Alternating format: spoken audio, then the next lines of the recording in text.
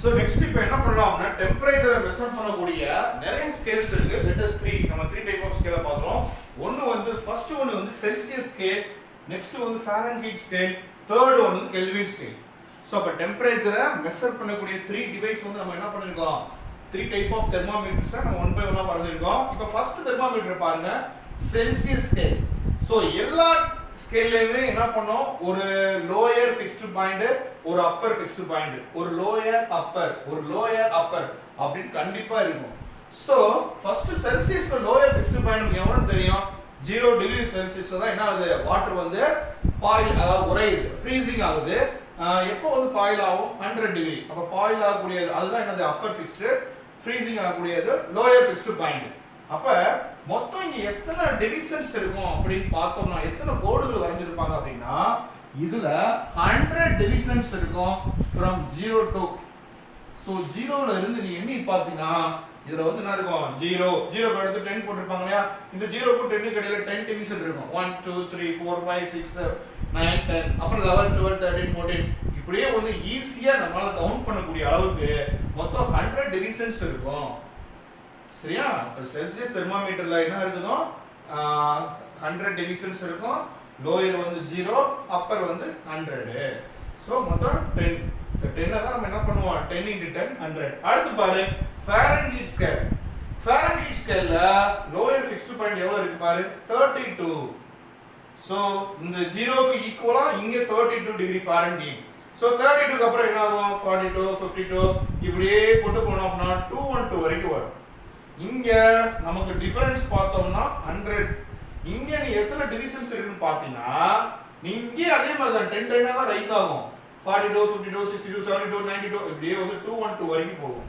இப்ப இந்த லோயருக்கும் அப்பருக்கும் உள்ள இங்க டிஃபரன்ஸ் எவ்வளவு கேட்டா எவ்வளவு சொல்லுவா, 212 ல இருந்து 32 வரை சப்ட்ராக்ட் பண்ணனும். சப்ட்ராக்ட் பண்ணா எவ்வளவு வரும், 180. சோ அப்ப இதுல வந்து 180 டிவிஷன்ஸ் இருக்கு, 180 லைன்ஸ், 180 கோடுகள், 180 கோடுகளால இது ஃபில் பண்ணப்பட்டிருக்கு. சரியா? சோ நம்ம பார்த்தோம்னே அதுக்கேத்த மாதிரி நம்ம ரீடிங் சொல்லணும். ஃபாரன்ஹீட் ஸ்கேலா, செல்சியஸ் ஸ்கேலா அப்படின்னு சொல்லணும். இங்க நம்ம 32 சொல்றதுக்கும், சப்போஸ் நான் எனக்கு வந்து என்னோட டெம்பரேச்சர் வந்து இங்க 32 வருது. சோ நான் இந்த லெவல்ல 32 ன்னு சொல்றேன். இது 32 செல்சியஸ். இந்த 32 போய் நீ இங்க சொன்னீனா தப்பு. ரைட்டா? 32 செல்சியஸ்ங்கிறது இங்க வந்து என்ன ஆயிடும், 32 ஓட 32 62. சரியா? இந்த 32ன்றது இங்க வந்து நீ 0வா கன்சிடர் பண்ணப்படும். சரியா? நம்ம எந்த ஸ்கேல்ல பார்க்கறோம்ன்றத கரெக்ட்டா பார்த்துட்டு அது ஃபாரன்ஹீட்டா பார்த்தோமே தெரிஞ்சிரும். ஸ்டார்டிங் பாயிண்ட் 32 னா அப்ப ஃபாரன்ஹீட், அப்படி எண்டிங் பாயிண்ட் 212 னா கண்டிப்பா ஃபாரன்ஹீட். சோ மொத்தம் எவ்வளவு டிஃபரன்ஸ் இருக்குன்னு பார்த்தனா 212 ல இருந்து 32 சப்ட்ராக்ட் பண்ணா 100 டிவிஷன் தான். சாரி 180 டிவிஷன்ஸ் வரும். 32 ல இருந்து சப்ட்ராக்ட் 180 டிவிஷன்ஸ் வரும். அடுத்து தேர்ட் ஒன் பாருங்க, கெல்வின் ஸ்கேல். சோ கெல்வின் ஸ்கேல்ல வந்து 0 லெவலுக்கு நேரா அதோட ஃப்ரீசிங் பாயிண்ட் நீ என்னன்னு பாத்தீங்கன்னா 273 கெல்வின். அடுத்து எவ்வளவு வரும், ஒரு 10 டிவிஷன் ஆட் ஆகும். 283 293 303 313 323 இப்படியே வந்து எது வரைக்கும் போகும்னா 373 கெல்வின் வரைக்கும் நமக்கு டெம்பரேச்சர் வந்து ரைஸ் ஆயிட்டே இருக்கும். சோ இப்போ இதுல அப்பர் ஃபிக்ஸ்டு பாயிண்ட் வந்து 373, லோயர் டிவிஷன் வந்து 273. இந்த 273க்கும் 373க்கும் மொத்த இடையில எவ்வளவு டிவிஷன்ஸ் இருக்கு, 100 தான். சரியா? இப்போ இந்த மூணுத்துக்கும் ஒரு ரிலேஷன்ஷிப் கண்டுபிடிக்கணும். அது எப்படி கண்டுபிடிக்கிறதுன்னு பாருங்க. ஃபர்ஸ்ட் நீ என்ன பண்ணணும், திஸ் இஸ் செல்சியஸ் ஸ்கேல், அதனால செல்சியஸ் C அப்படியே போடணும். ரைட்டா? மைனஸ் இதோட லோயர் பாயிண்ட் என்னது, 0. அப்ப C minus 0 divided by இதுல மொத்தம் எத்தனை டிவிஷன்ஸ் இருக்குன்னு சொன்னோம், 100 டிவிஷன் சொன்னோமா, அப்ப 100. அப்ப இத இப்படி தான் நீ ரைட் பண்ணணும். சப்போஸ் இங்க நீ சொன்னா இதோட அப்பர் பாயிண்ட் F, இது ஃபாரன்ஹீட் ஸ்கேல் F, இதோட லோயர் பாயிண்ட் எவ்வளவு, 32. அப்ப F minus 32 F minus 32 இதுல எத்தனை டிவிஷன் இருக்கு, 180. அப்ப 180 கீழ போடும். சோ அடுத்து கெல்வின் ஸ்கேல்ல வா. கெல்வின் ஸ்கேல்ல எத்தனை, இதோட starting point K, capital K, இதோட லோயர் பாயிண்ட் -273. இதுல எத்தனை டிவிஷன் இருக்கு, 100.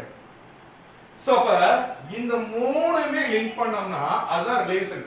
அதாவது C minus 0 by 100 which is equal to F minus 32 by 180 which is equal to K minus 273 by 100.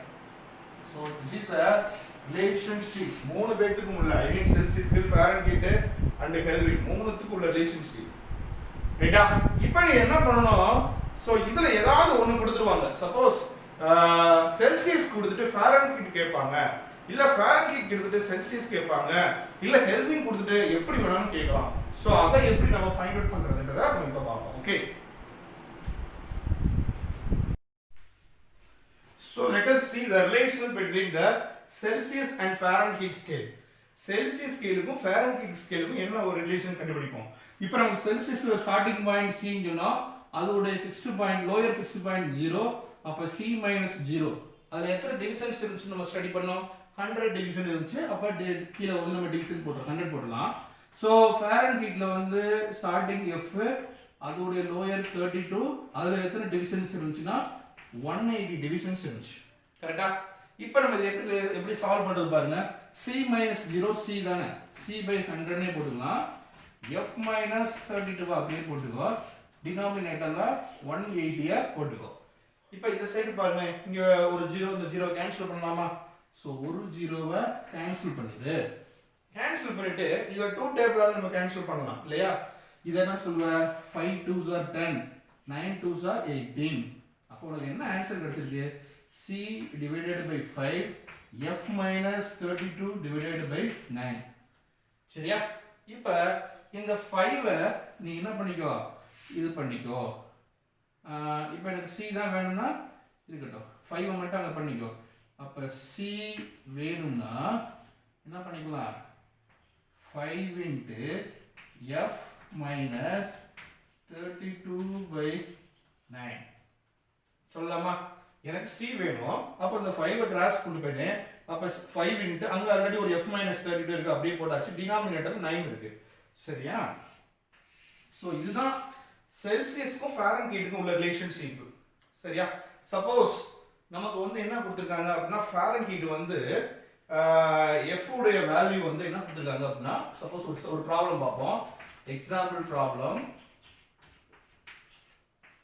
To convert Fahrenheit to Celsius. To convert Fahrenheit to Celsius. அப்படி ஒரு problem கொடுக்குறாங்க. இப்போ Fahrenheit வந்து எவ்வளவு கொடுக்குறாங்க அப்படின்னு பார்த்தோம் அப்படின்னா ஒரு 100 கொடுக்குறாங்க சும்மா. எஸ், Fahrenheit 100 கொடுத்துருக்காங்க. இதை நீ செல்சியஸ்க்கு மாற்றணும். Fahrenheit 100. அப்போ ஃபார்முலா என்ன, C equal to F minus 5 into F minus 32 divided by 9. அப்போ C equal to 5 divided by 9. F க்கு எவ்வளவு கொடுத்திருக்காங்க, 100 minus 32. So 100ல 32 போயிடுச்சு அப்படின்னா ரிமைனிங் எவ்வளவு, 68 வருமா? அப்போ C equal to 5 by 9 into 68. சரியா? இதுல ஓரளவுக்கு டிவைட் பண்ண முடிஞ்சா பண்ணிடு, இல்லைன்னா மல்டிப்ளை பண்ணு. 68 5s are மல்டிப்ளை பண்ணினா 8 5s are 40, 0 remaining 4, 6 5s are 30, 34. சரியா? அப்ப C equal to 340 divided by 4. 340 divided by 4. இதை வந்து சிம்பிளிஃபை பண்ணலாம். சோ சிம்பிளிஃபை பண்ணா அப்படின்னா 1 9 is 9, 34ல எத்தனை 9s இருக்கு, 3 9s are 27. 3 9s are 27 னா ரிமைனிங் வந்து ஒரு 7 இருக்கு, 70. 70 னா 7 9s are 63. எஸ், இல்லைனா 8 9s are 72 கூட சொல்லிக்கலாம். எஸ், 38 இது அப்படியே போயிட்டே இருக்கும். நம்ம ஸ்டாப் பண்ணிடுவோம். 38. அப்ப செல்சியஸ்ல கேட்டா நீ என்ன சொல்லணும், 38 டிகிரி செல்சியஸ். நான் அப்ராக்சிமேட்டா போட்டிருக்கேன். சோ இப்போ இதுதான் செல்சியஸ் கொடுத்தா ஃபாரன்ஹீட்டை கன்வெர்ட் பண்ணக்கூடிய ஒரு மெத்தட். சரியா? இதே மாதிரி நம்ம என்ன பண்ணலாம், அடுத்து ஒரு ஃபாரன்ஹீட் கொடுத்து செல்சியஸ் எப்படி பார்க்கிறது, சாரி ஃபாரன்ஹீட் கொடுத்து செல்சியஸ் கொடுத்து ஃபாரன்ஹீட்டை எப்படி கன்வெர்ட் பண்றதுன்னு பார்ப்போம்.